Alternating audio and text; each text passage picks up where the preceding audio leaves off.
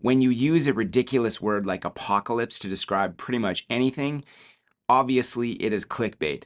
But yet, what word so succinctly describes the pandemonium that would unfold if interest rates were to hit 22.75% like they did the last time all of this nonsense happened? I get asked about the future of interest rates and where all of this craziness is headed all of the time, and my answer is always the same. I don't know. But there are some things that I do know, and it seems like no one is really talking about, and yet they are things that are very worth knowing. This is an Andex chart. I know it's busy, but don't let that scare you. I'm going to make it easy to understand, and we're only going to pay attention to the things we need to. And I've got a link below to this chart in the description if you really want to dive in and geek out on it, which I think you should because it's a gooder. Now, most people like this chart for the top half. It shows what a $100 investment into a bunch of different investment options turned into from 1950 all the way to the end of 2022. And it's very telling, but we're not going to get into all of that in this particular video. Just know that these top 3 lines are tracking the stock markets in the US and Canada over this whole period of time. What I want to draw your attention to is the gray and yellow section in the bottom half. The gray is tracking inflation over the years, and yellow is tracking what has happened with interest rates over the years. Now, what I want to hone in on here is this chunk of time in the 70s and 80s. You can see here that inflation really started ramping up in 1973. And if you follow it through, it didn't come back down to palatable levels until 1983, a decade of savage inflation. And look who was prime minister during this period. You may recognize that name. And what is extremely interesting is that it took about 5 years of his leadership, of profound spending of money that we straight up did not have, until the inflationary effects really came home to roost. Now let's jump to the present. And look at this. This name may strike you as familiar. And the other thing that may strike you as familiar is the inflation ramp starting in 2021. Now, the two situations aren't identical, but they sure do seem to rhyme. Notice how it's taken about 5 years of his leadership, of profound money printing and spending of money that we straight up do not have, for inflation to really start getting ugly. But let's be fair and let's not kid ourselves. It's not just these two prime ministers that like to spend more money than what we have. It's a theme in this country and in many other countries. It's just that these two prime ministers happen to have a special kind of gift for helping us swan dive into it. And so here we are. We're about 2.5 years into this round. But what's next? Is this a repeat of what happened last time? Do we have a decade of high inflation coming our way? I don't know. But what I do know is that the talking heads on TV keep telling us that it's transitory, it's short term. In fact, it's already coming down, so don't worry about it. It's all good. Now, I want to believe them. That future sounds lovely. But the problem I keep running into is that I just don't believe them at all anymore. And I didn't mean for that to happen. It just did. And I guess that's just a natural consequence of having been told things that are clearly false over and over and over again about all sorts of things.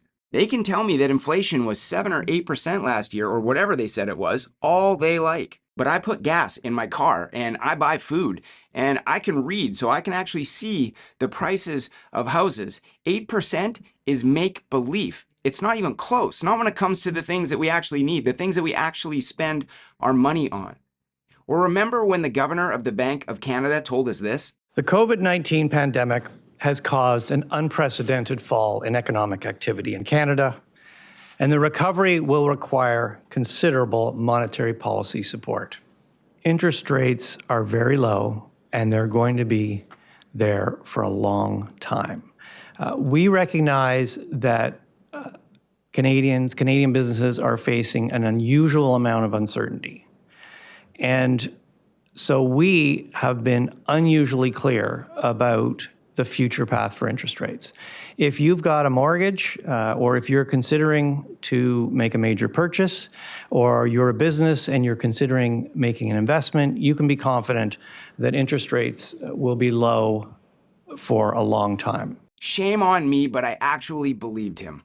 I knew that they were printing money like gangsters, but I figured there is no way that they could say this so resolutely, so firmly, and then just go ahead and do the exact opposite. And so I renewed my variable rate mortgage back then. And now my payments have gone up by, I don't know, over 60%. Now, we don't have that big of a mortgage, so it hasn't been that dramatic for us. But at this point, I cannot help it. Whenever they speak, all I hear is, so when they tell me that inflation is transitory, that it's just going to go away soon, I just don't believe them. That doesn't mean that they're wrong. Maybe they're right. But I look at the staggering debt we have and the crazy amount of money we printed in the last few years. Money that we literally just pulled out of thin air. And then I look at history, at our last swan dive into debt, and I think to myself, isn't it at least possible that this kind of thing could happen again? Even last time in 1976, they thought they had it beat. Inflation was coming down big time. But then it just went back up and stayed back up and got worse for another 6 years. And look at the yellow, look at interest rates. This is how the central bank fights inflation, by jacking up interest rates and pooping on the economic party. And in 1981, they ended up taking interest rates all the way to 22.75% to kill inflation. And it worked. Inflation did come down, and it stayed down, but it was brutal. If you had a 22.75% interest rate on your mortgage, and some of you watching this probably did back then that meant that you were paying nearly a quarter of your debt each year in interest. That is hardcore. That is a game changer. That knocked businesses out of existence. That had people turning in their house key. Game over. Are we headed there again?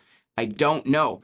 But this is what happened last time. And can you imagine the pandemonium, the chaos, if we even did half of that? If interest rates just went up to 11%, given all of the debt that we have in this country right now, we can hardly handle 5 or 6%, never mind 11. So regardless of where it's going, we need to reduce debt across the board in our governments and in our households, or we're in serious trouble. That's all there is to it. Please hear me. I'm not trying to freak anybody out or be overly sensational. I'm an advisor. People pay me to advise them. So it's part of my job, literally, to look at past economic tsunamis so that we have some sort of an idea, a game plan of how to make it through future ones if and when they come. Which begs the question, if this kind of scenario were to happen again, what would this mean for your investment portfolio? I don't know, and no one does. This is not the same scenario that we dealt with last time, and so how this one plays out also will not be identical. But we can learn a ton from history, so let's do that, and let's look back and see what happened last time. Let's just slide up this chart back into the top half. And look, we can see that the markets were not impressed at the beginning of this terrible period. They had a fit. But like they have every other time in recorded history, they recovered. And they recovered big time.